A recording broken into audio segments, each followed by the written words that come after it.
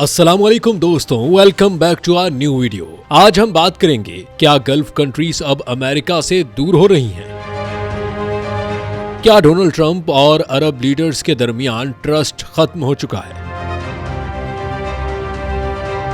और क्या middle east अब अपनी इंडिपेंडेंट पावर बन चुका है? वीडियो बहुत धमाकेदार होने वाली है, तो एंड तक जरूर देखिएगा।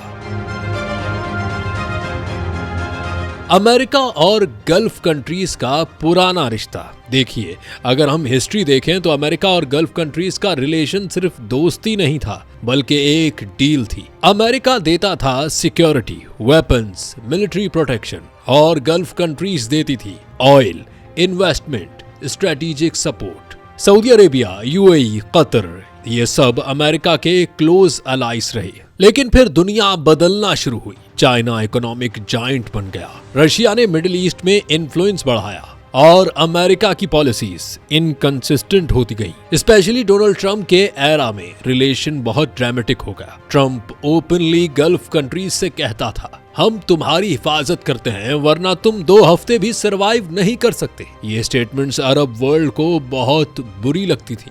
Donald Trump business style politics करता था। उसने हर रिलेशन को डील बना दिया। Arms deals, oil pressure, Iran tensions और फलस्तीन इशू। और सबसे ज्यादा कंट्रोवर्सी हुई यरूशलेम डिसीजन पर।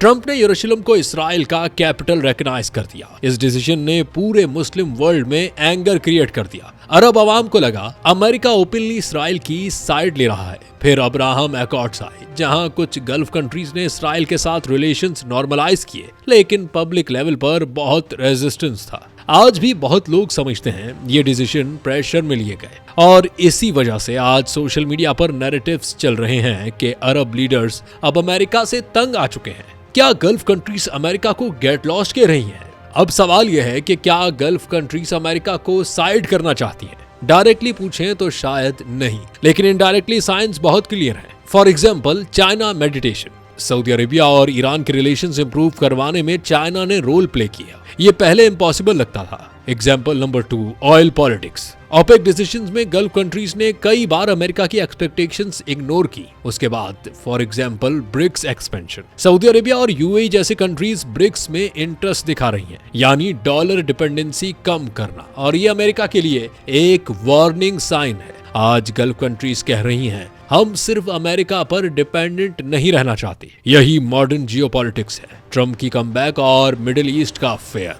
अब इमेजिन कीजिए, अगर डोनाल्ड ट्रंप दोबारा पावर में आता है तो क्या होगा? ट्रंप एग्रेसिव डिप्लोमेसी में बिलीव करता है। Iran pressure, oil pressure, military deals, hard negotiations. Gulf leaders शायद स्टेबिलिटी चाहते हैं, लेकिन ट्रंप अनप्रेडिक्टेबिलिटी लाता है। इसीलिए दुनिया ऑब्जर्व कर रही है। क्या मिडिल ईस्ट ट्रंप के कमबैक से खुश होगा या परेशान? और ऑनेस्टली बहुत से लीडर्स पब्लिकली न्यूट्रल हैं, लेकिन प्राइवेटली कंसर्न्स एग्जिस्ट करते हैं। पब्लिक ओपिनियन और सोशल मीडिया नैरेटिव क्या है? सोशल मीडिया ने पॉलिटिक्स को ड्रामा बना दिया है। आज मीम्स, थंबनेल्स, वायरल क्लिप्स, ये सब पब्लिक परसेप्शंस क्रिएट करते हैं। आपने देखा होगा, अरब लीडर्स को पावरफुल और ट्रंप को आइसोलेटेड शो किया जाता है। ये सिर्फ एंटरटेनमेंट नहीं, ये पब्लिक फ्रस्ट्रेशन का रिफ्लेक्शन है।